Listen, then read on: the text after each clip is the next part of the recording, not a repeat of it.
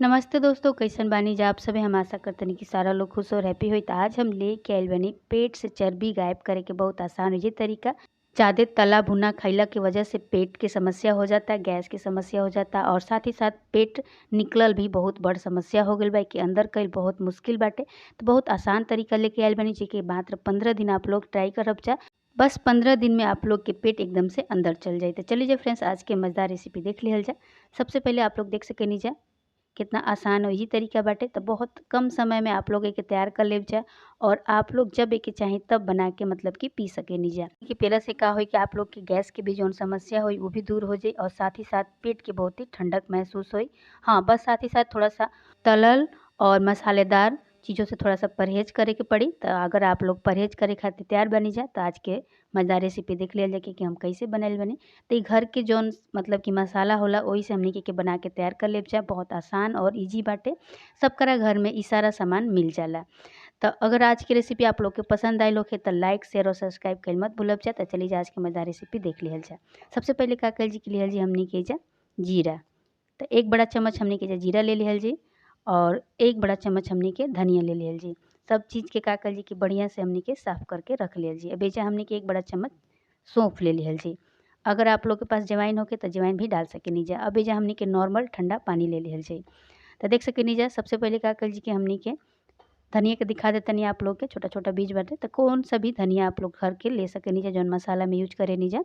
और जीरा भी आप लोग देख सकेनी जा। तो सबसे पहले का कइल जी कि धनिया के हमनी के हाथ पे रख लिहल जी और रख के का कइल जी कि एकरा के बढ़िया से थोड़ा-सा रगड़ लिहल जाई दोनों हाथ से ए तरीका से और रगड़ के एके साफ कर लिहल जाई। तो एकरा के फूँक मार लेब जा तो बढ़िया से ई साफ हो जाई आप लोग के धनिया। चाहे पहले से भी साफ करके रख सकेनी जा आप लोग। चलिए जब जीरा के भी बढ़िया से दोनों हाथ से मसल के एकरा के रगड़ दिहल जा और रगड़ के का कइल जी कि साफ कर लिहल जा। ऐसे जौन का होई कि एकर जितना भी गंदगी होई साफ हो जाई। जवाइन के भी और हमनी के सौंफ के भी बढ़िया से ई तरीके से साफ कर लिहल जी। और जब बढ़िया से साफ हो जाई तब का कइल जी कि धनिया के डाल दिहल जी पानी में। तो एइजा हम धनिया के पानी में डाल देले बानी। अब जीरा डाल दिहल जी। अब एइजा हमनी के सौंफ डाल दिहल जी। अगर जवाइन डालल चाहतनी जा तो भी थोड़ा-सा आप लोग डाल सकेनी जा। अब का कइल जी कि बढ़िया से एकरा के चम्मच की मदद से मिला लिहल जाई। तो बढ़िया से के मिला लिहल जा फ्रेंड्स। ये देखिए कितना अच्छा से हम मिला लेनी ए तरीके से सारा चीज़ के मिला लेबे के बाद पानी के साथ। अब एके का कइल जी कि कम से कम हमनी के एके ढक के रात भर खातिर छोड़ दिहल जाई। तो चलिए जब एके ढक दिहल जाए पूरा रात खातिर हमनी के ढक के छोड़ दिहल जाई। तो देख सकेनी जा ढक के हम छोड़ देले बानी। सुबह हो चुकल बा। चलिए जब आप लोग के निकाल के दिखाओ तनी। ये देखिए जौन धनिया बा पूरा बढ़िया से फूल गइल बा। साथ ही साथ जौन जीरा बा वो भी अच्छा तरीका से और सौंफ भी बढ़िया से फूल गइल बा। मतलब कि अच्छा तरीका से पानी में ही घुल गइल बाटे। अब का कइल जी कि एगो चाय छन्नी लिहल जी और चाय छन्नी में एकरा के छान लिहल जी। तो सारा जीरा और धनिया के पानी के हमनी के बढ़िया से छान लिहल जा। अब एकरा के एगो बर्तन में निकाल के रख लिहल जी और चाही तो आप लोग खाली पेट एकरा के पी लेब जा। जैसे ही मतलब कि सुबह उठब जा और चाय के जगह पे आप लोग एके ए पानी के पी सकेनी। जैसे का होई कि आप लोग के पेट एकदम साफ हो जी, हल्का रही और जौन आप लोग के पेट में चर्बी बा हल्का-हल्का पिघले लागी। मतलब तुरंते तो रिजल्ट ना मिली, एके लगातार करे के पड़ी कम से कम 15 दिन तक। तो देख सकेनी जा। अब दूसरा तरीका आप लोग के बतावत तनी। दूसरा तरीका में का कइल जी कि हमनी के एगो पैन लिहल जी, गैस पे चढ़ा दिहल जी। अब एके बढ़िया से हल्का सा पानी डाल के गरम कर लिहल जी। तो 1 गिलास के करीब एइजा हमनी के पानी डाल दिहल जी। तो एके आप लोग चाय बना के भी पी सकेनी जा। तो सारा मसाला के का कइल जी कि हमनी के एगो मिक्सी जार में पीस लिहल जाई। तो पीस के भी रख सकेनी जा। 1 हफ्ता तक स्टोर भी करके रख सकेनी जा। अगर घर पे मसाला होखे पीसल तब भी आप लोग एइजा डाल सकेनी जा। तो एइजा हमनी के लिहल जी जीरा। तो 1 चम्मच जीरा डाल दिहल जाए एमे जब पानी बढ़िया से उबले लागे तब। काहे कि हमनी के जीरा के एइजा चाय बनावल जी। आप लोग चाही जा तो एगो छोटा-सा टुकड़ा अदरक के कूट के एमे डाल सकेनी जा। अगर ना पसंद होखे तो आप बस जीरा के ही पानी के चाय बना के पी सकेनी जा। तो हम एइजा नइखी डालत। अगर आप लोग के पसंद होई तो हल्का सा डाल सकेनी जा। काहे कि एसे कोनो दिक्कत ना होई आप लोग के।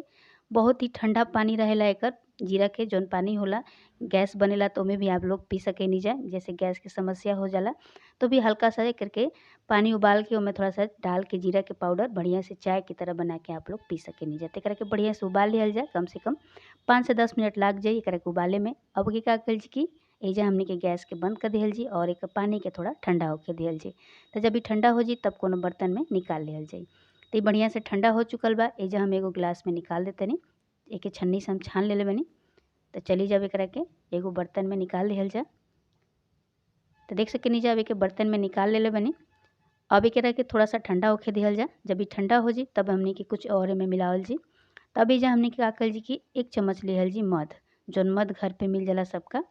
तब एके डाल दिहल जी 1 चम्मच। 1 चम्मच डाल के बढ़िया से एकरा के मिक्स कर लिहल जी। तो मध से का होला कि ऐसे भी आप लोग के जौन पेट पे चर्बी रहेला वो भी धीरे धीरे गले लागेला। तुरंत ही ना रिजल्ट मिलेला, थोड़ा टाइम लागेला, लेकिन कम से कम 1 महीना के लगातार करब जा आप लोग और चाय पियल छोड़ देव जा तो समझ जाए जा कि आप लोग के पेट के चर्बी एकदम से गायब हो जाई। ये देखिए कितना बढ़िया हमनी के चाय बन के तैयार हो चुकल बा। जब ये बढ़िया से ठंडा हो जाए तब एकरा के पिए के बाटे। जैसे चाय आदमी पी जाला वैसे हल्का हल्का चुस्की लेके आप लोग पी ले जाए, बस ठंडा होके के चाही, गरम मत पिए जाए। तो देख सकें जब फ्रेंड्स कितना बढ़िया और कितना मज़ेदार आज के हम आप लोग खातिर रेसिपी लेके आइल बनी पेट के चर्बी गायब करे खातिर। तो दोनों तरीका बाटे, जैसे भी आप लोग के आराम लगे और आसान लगे वो तरीका आप आजमा सकेनी जा। और अगर आज की रेसिपी हमार आप लोग के पसंद आई है तो प्लीज़ लाइक शेयर और सब्सक्राइब कर मत भूलब जा। अगर हमारा चैनल पे पहली बार आयल बनी जा तब प्लीज़ हमारे चैनल के सब्सक्राइब कर ले जा। तो दोनों तरीका अपना सकेनी जा आप लोग, जौन आपके ईजी लगे ओके भी आप लोग मतलब कि इजा यूज कर सकेनी जा।